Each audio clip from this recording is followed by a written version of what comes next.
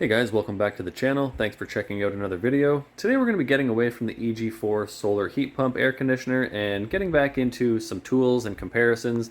It's coming towards the end of summer, and this is where HVAC techs like myself like to get their tools in order, make sure everything's still working good. And we're going to bring you a video today to compare these two tools. So we kind of have a cheap versus expensive. This is a very expensive commercial grade gas surveyor. This is for detecting gas leaks. It can read parts per million and lower explosive limit, which this one can do as well. This is the Toptes PT520B+. This is a tool that's been making the rounds on YouTube. I've seen a lot of these sent out, and I was offered one too. So rather than show you the tool and just have you take my word for it that it's a decent little tool, I thought I would put it up against my my big dinosaur of a surveyor here. So right off the bat, you can tell there's an obvious difference in size and portability. This one slips right into your bag. This one pretty much takes up a whole shelf on your van. I've never really liked this tool, honestly. It's got its cons, really, in my mind. This one I've been using for a little while, and I do actually like it. So I'm going to show you how to use it. I'm going to simulate a little gas leak here and sort of show you the difference between the two. This has an electronic sensor built right into the tip. This has a sensor in the unit, and then it has a little rubber tube with a wand. So this one is actually very delayed when looking for a reading, which can be difficult. If you're running this thing down a pipe and it beeps, you're actually about 5 to 10 seconds behind where you think you are. So you have to keep that in mind when using this tool. This one goes off instantly. It can read any flammable gas like natural gas, propane, butane. There's also been some talk that it can actually pick up refrigerant, which I'm going to test out. I have some refrigerant, obviously, so I'm going to see if this thing does pick up refrigerant leaks, because that'd be a pretty cool use for this thing as well if it's reliable. So I'm going to show you the pros and cons of both of these, and I'll let you make the decision for yourself. Like I said, this one is about $2,000. This one goes for about 75 bucks on Amazon. So huge difference in price. If it's something you're not doing every day, or you just want to have this in your tool bag for, you know, if you think you smell gas that odd time, it's a pretty handy tool to have. So we'll get started. So as you can see, the Surveyor 500 takes 4D batteries. I don't think I've seen anything take 4D batteries since about 1999, but this thing certainly does. And this one over here is rechargeable. It takes a micro USB in the side, and you can just recharge it. This one is calibrated and certified by a professional every year, so I'm not going to open it up because that would void my calibration and my certification. This one has a replaceable sensor in the tip that you can find on AliExpress or eBay under that number for about $5. So rather than paying someone to replace your sensor when they go bad, because they are calendar sensors, they just expire and you have to pay someone to replace it and calibrate it, this one you could just go on the internet and spend $5 and get yourself back up and running. Okay, so we're going to start off with the Surveyor here. This is the wand I was telling you about with the little tip here. So you just wave that along the pipe. This will detect a leak. This is one thing I don't like about this tool, is it almost never reads zero, which makes it tough if you're looking for a small leak. It's pretty inaccurate. Yes, it needs calibration, it is due, but even after calibration, a lot of times it will do stuff like that. So I know there's no gas leak over here on my workbench, but I'll take you over here. This is a tankless water heater that I have hooked up to a little hydronic shop heater. It keeps my garage warm all winter long. So I've made a leak right up here on the test port for connecting your manometer. So I'm going to stick this up here, and you can see it takes a minute, and then it finally goes off. We get a basically an error because it actually can't read that high. But it did detect the leak a couple seconds late. It'll start to come back down, but it always struggles to go back to zero.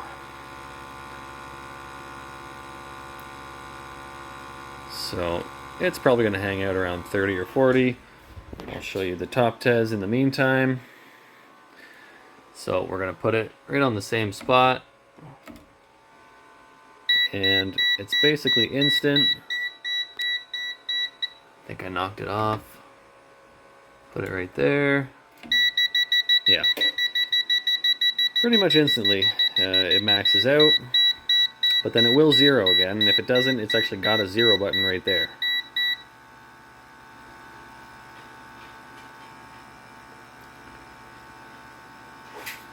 So we're zeroed on the Toptes, and we're still hanging out at 70 on the GMI. So that's a win for the Toptes. Even if it didn't zero, you have a zero button. You can just manually clear it, which I mean, in the wrong situation, that could be dangerous. If you're sitting in a place with, a gas leak, a significant gas leak in a building, you wouldn't really want that feature. But if you're searching for a leak outdoors on some pipe, it's a feature you would definitely want. If you're running along here, you want to know as soon as that detects any gas. So it also has the LEL feature. LEL is the lower explosive limit. Shut that off for the video. LEL is basically your percentage of gas in a confined space. So for natural gas, the LEL is about 15%, meaning if you walked into a building with this or you stuck it in the door and this went to 15%, you would not want to enter that building because it's at its most explosive mixture. It's like a fuel ratio in a car. You have to have the right air to fuel ratio, and natural gas and propane are exactly the same. So if this was reading 15, you would not want to go inside. So I'm going to actually take you out to my barbecue. I'm going to put a little bit of gas into the barbecue and show you the LEL levels between the two, and you'll be surprised how accurate this little guy is compared to much more expensive, commercial professional tool. Okay, we're all set up on the old Broil King here. This is my gas barbecue. You can see we have both tools set to the LEL setting. I've got the tips right in the same position here, just over the first set of burners. I took the battery out of the sparker, but obviously I have to recommend you don't do this. This is a little bit dangerous, so we're going to give these two a little shot of gas, just a quick one, and see if they pick anything up.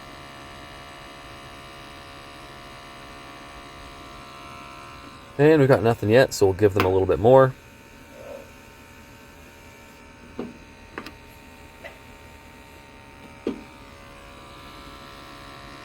There we go, the Toptes is picking up some gas. Shut the alarm off, I'm not going to make you listen to that the whole time. And we're off to a pretty close start. Now keep in mind these tools measure gas a little bit differently. Like I said, one tip is right in the action, the other one is in the unit relying on an air pump, so it's moving a lot more air and therefore gas through the unit, I would say. But you can see we're fairly close here.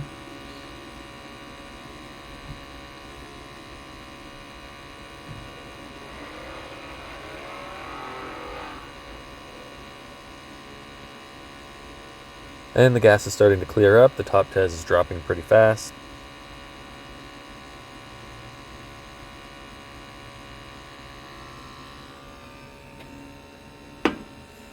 We'll give it another quick shot.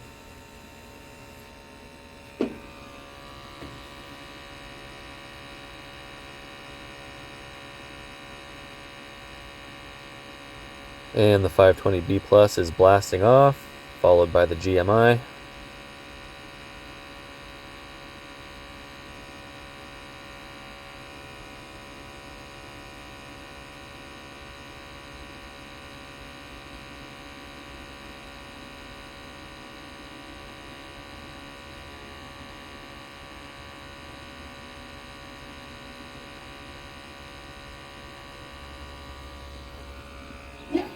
And we'll open the lid, clear things out, and let these go back to zero.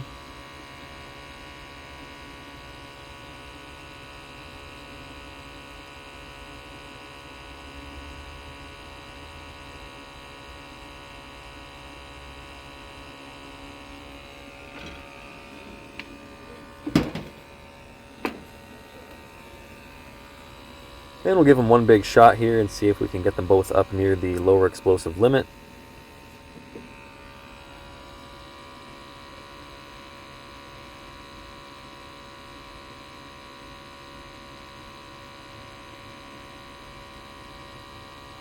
The Toptes has entered the red zone, and I think the GMI is about to start flashing at us.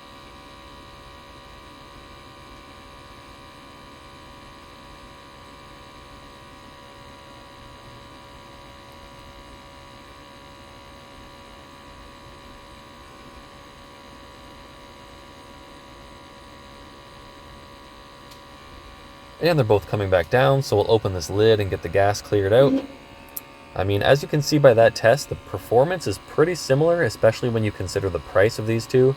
I'm pretty impressed by the 520B Plus, so we'll wrap it up with the barbecue. I'm going to take you back in and we'll test a little bit of refrigerant on both of these, because I think they both might be able to pick up the different gases in the refrigerant. Okay, I got both the meters set up here on my gauges. I'm not going to go blasting refrigerant off into the sky, but there is always a little bit of residual refrigerant inside your gauges. So I have this middle fitting loose. I'm just going to crack the shutoff here, and we'll see if we can pick up some 410A. This is R410A, which is a fairly common modern refrigerant. Most central airs have that. And you can see we are picking it up on both of them. Now we do have a very different reading. The Toptes is reading really high while the GMI is reading only around 400 parts per million. This could be because neither of these are really designed to pick up refrigerant, so there might be a bit of a fluctuation here in the sensors, but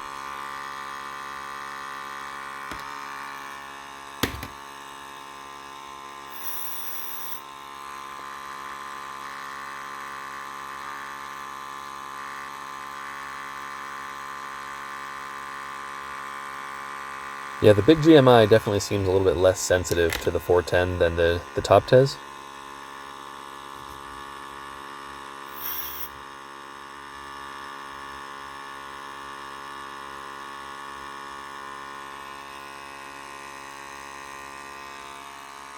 Well, that's a pretty interesting use for this tool. If I do happen to come across an evaporator coil or an air conditioner I suspect has a leak, I might try to use this as a leak detector, see if I could actually pinpoint the leak. I'm not sure if it would be that accurate, but if I can find one, I will give that a try. So overall, I really do like this tool. I think for the price difference, this thing really holds its own against the GMI. If you did have to have something for legal reasons you could certify and calibrate, then obviously you'd have to go with something like the GMI. But if you're a service tech and you're responsible for buying your own tools, this is pretty handy for just pinpointing leaks. You're always on a service call and you get that little whiff of gas. This narrows it down really quickly. I've been using it for a couple weeks and it does work pretty well. The sensors being cheap to replace is another plus. You don't have to pay someone a couple $100 every year to calibrate it. But like I said, if you had to have it certified, you would have to use the bigger one. So I'm going to post a link to this below. You can check out their Amazon page. There's going to be a 10% discount code for anybody who's interested. Even if you have an air conditioner you think might be leaking, you could try this out as a refrigerant leak detector. Seems like it works pretty good. So I hope you enjoyed the video. I might do another couple comparisons like this with some other tools I have, so keep an eye out for that. As always, thanks for watching, and I'll see you in the next one. Hey guys, thanks for watching till the end of the video. I've got all the names from the Toptes giveaway entered into this wheel, and our winner is going to be... Oh, is it going to stop? Joe Gleason. Joe, just send me an email. I'll put my email on the screen here for you. Shoot me an email. I'll get some info from you, and I'll get this sent out to you. Thanks.